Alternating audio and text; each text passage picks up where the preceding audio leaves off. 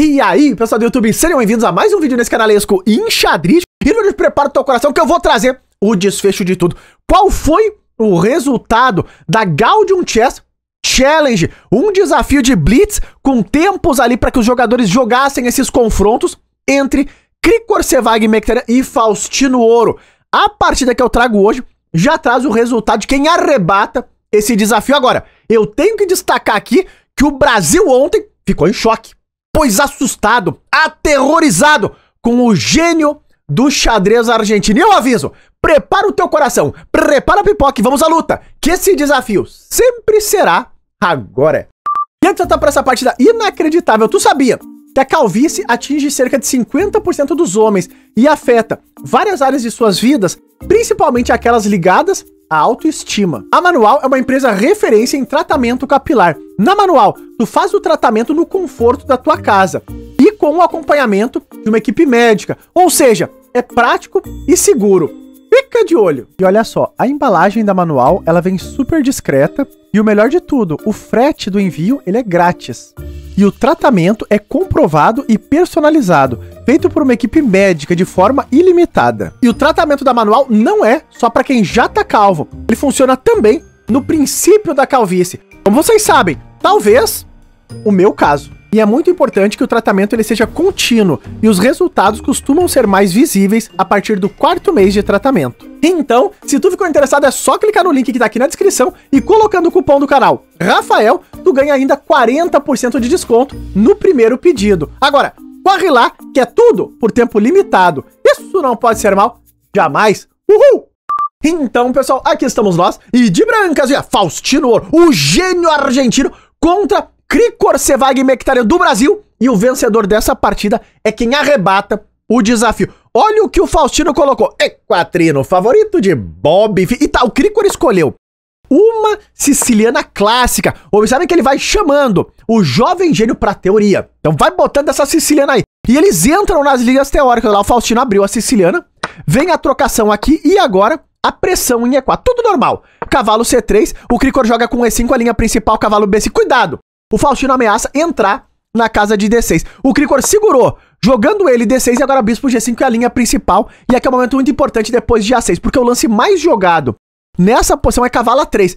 Mas o jovem gênio escolheu a linha número 2 do livro de aberturas. Ele primeiro tomou em F6. E muito cuidado, se tu tomar de dama, já leva um duplo terrível e perde a torre. Isso que seria dramático. O Krikor tomou de peão e aqui já gera alguma dúvida. Rafael, tá certo isso?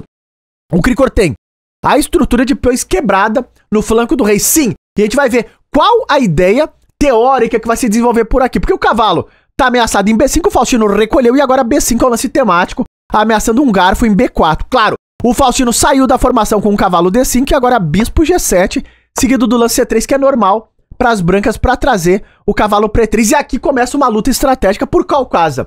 A casa de D5. Você sabe que as brancas têm um cavalo super forte e centralizado, e pode ter a ideia de sustentar esse cavalo nessa casa. E o Krikor aqui vai começar a tentar desmantelar as defesas das brancas desse cavalo centralizado. Ele jogou F5. Observem que o Krikor vai atrasar o roque dele, alguns lances, lutando pela casa de D5. Isso é muito importante. Ele estava jogando super rápido essa fase da abertura.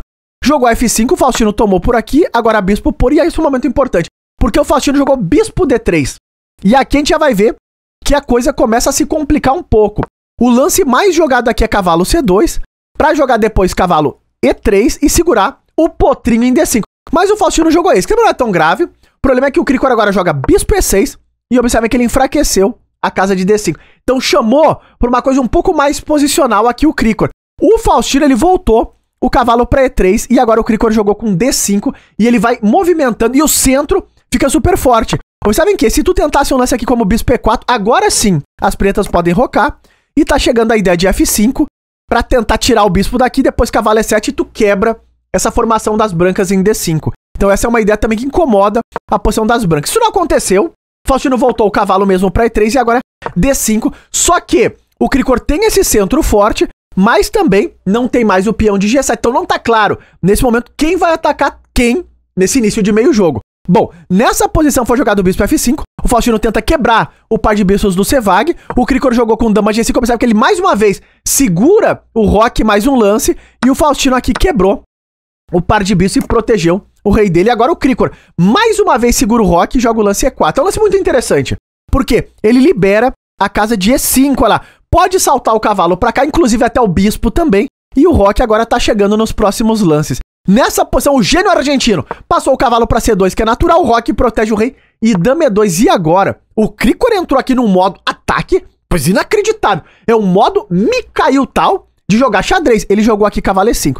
E as peças começam a passar na velocidade da luz pra cima do rei do gênio argentino. Inclusive, o Krikor utilizou esse tema de ataque em outras partidas. Mas claro, sempre tem um determinado risco jogar assim de maneira tão aguda. O Faustino aqui jogou rei H1.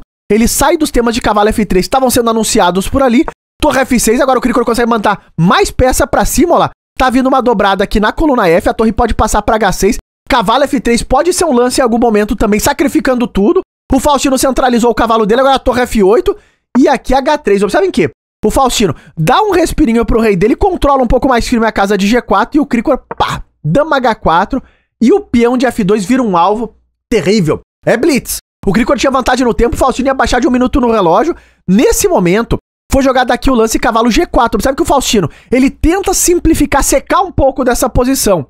E aqui, o Krikor jogou torre G6. Inclusive, as máquinas nesse momento vão marcar, inclusive com uma chance perdida no relatório. É um momento importante, porque as máquinas dizem que o melhor seria tomar em G4. Só que depois de dama G4 e dessa troca, claro, as pretas estão ganhando o peão de F2, mas encaminha a posição para um final.